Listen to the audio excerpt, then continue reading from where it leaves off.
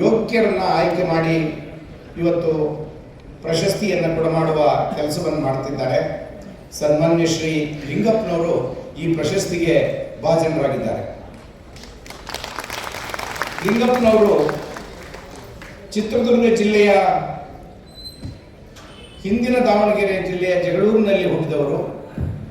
ಅತ್ಯಂತ ಕಡುಬಡತನದಲ್ಲಿ ಜೀವನವನ್ನು ಪ್ರಾರಂಭ ಮಾಡಿ ಅರ್ಥಶಾಸ್ತ್ರದಲ್ಲಿ ಸ್ನಾತಕೋತ್ತರ ಪದವಿಯನ್ನು ಪಡೆದು ಅನೇಕ ಸರ್ಕಾರಿ ಕಾಲೇಜುಗಳಲ್ಲಿ ಪ್ರಾಧ್ಯಾಪಕರಾಗಿ ಪ್ರಿನ್ಸಿಪಾಲರಾಗಿ ಸಾವಿರಾರು ಮಕ್ಕಳಿಗೆ ಮಾರ್ಗದರ್ಶನ ಮಾಡಿರ್ತಕ್ಕಂಥವರು.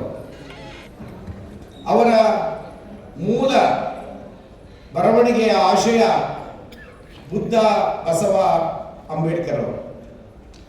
ಬುದ್ಧ ಪ್ರಜ್ಞೆಯನ್ನ, ಅಂಬೇಡ್ಕರ್ ಅವರ ಬರವಣಿಗೆಯ ಸ್ಫೂರ್ತಿಯನ್ನ, ಬಸವಣ್ಣನವರ ಅನುಭವಿ ತತ್ವಗಳನ್ನು ಮೈಗೂಡಿಸಿಕೊಂಡು ದೀರ್ಘ ಕಾಲದಿಂದ ಇದೇ ಚಿಂತನೆಯಲ್ಲಿ ನೂರಾರು ಪುಸ್ತಕಗಳನ್ನು ಅವರು ಪ್ರಕಟ ಮಾಡಿದ್ದಾರೆ.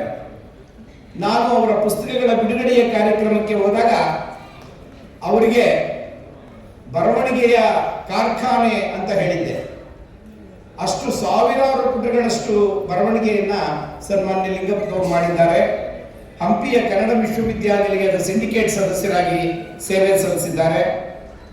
ದಾವಣಗೆರೆ ಮತ್ತು ಚಿತ್ರದುರ್ಗ ಜಿಲ್ಲೆಯ ಇತಿಹಾಸವನ್ನು ಕುರಿತಂತೆ ಮಾಹಿತಿಯನ್ನು ನೀಡುವಲ್ಲಿ ಅಗ್ರಗಣ್ಯರಾಗಿ ಕೆಲಸ ಮಾಡಿದ್ದಾರೆ. ಅನೇಕ ಪ್ರಾಧಿಕಾರಗಳಿಗೆ ಸದಸ್ಯರಾಗಿ ಕೆಲಸ ಮಾಡಿದ್ದಾರೆ. ತಮ್ಮ ಜೀವಮಾನದ ಸುಮಾರು 70 ವಸಂತಗಳನ್ನು ಕಳೆದಿರ್ತಕ್ಕಂಥ ಲಿಂಗಪ್ಪನವರಿಗೆ ಇವತ್ತು ಕಾಯಕ ಶರಣಶ್ರೀ ಪ್ರಶಸ್ತಿ ಅತ್ಯಂತ ಉಚಿತವಾದದ್ದು, ಯೋಗ್ಯವಾದ ಆಯ್ಕೆಯನ್ನು ಕೂಡ ಸರ್ಕಾರ ಮಾಡಿದೆ ಅಂತ ಹೇಳಿ ನಾನಾದರೂ ಭಾವಿಸಿಕೊಂಡಿದ್ದೇನೆ. ಅವರಿಗೆ ಇಡೀ ಕರ್ನಾಟಕ ಸರ್ಕಾರದ ಪರವಾಗಿ ನಾನು ಅಭಿನಂದನೆಗಳನ್ನು ಈ ಸಂದರ್ಭದಲ್ಲಿ ಸಲ್ಲಿಸ್ತಾ ಇದ್ದೇನೆ. ಹಾಗೆ ಕನ್ನಡ ಸಂಸ್ಕೃತಿ ಇಲಾಖೆಯ ನೂತನ ಕಾರ್ಯದರ್ಶಿಗಳಾದ ಮಂಜುನಾಥ್ ಅವರು ವೇದಿಕೆ ಮೇಲಿದ್ದಾರೆ. ಕನ್ನಡ ಸಂಸ್ಕೃತಿ ಇಲಾಖೆಯ ನಿರ್ದೇಶಕರು, ಕ್ರಿಯಾಶೀಲರಾದಂಥ ಶ್ರೀಮತಿ ಗಾಯತ್ರಿ ಅವರು ವೇದಿಕೆ ಮೇಲೆ ಇದ್ದಾರೆ.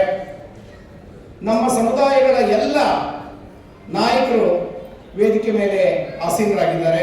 ಅವರೆಲ್ಲರಿಗೆ ಬಹಳ ದೊಡ್ಡ ಗೌರವ ಸಂದಿದೆ ಅಂತ ಹೇಳಿ ನಾನು ಭಾವಿಸಿದ್ದೇನೆ. ಹಾಗೆ ವೇದಿಕೆಯ ಮುಂಭಾಗದಲ್ಲಿ ಅನೇಕ ಹಿರಿಯರು, ಮುತ್ಸದ್ದಿಗಳು, ವಿಚಾರಶೀಲರು ಇಲ್ಲಿ ಕುಳಿತಿದ್ದೀರಿ.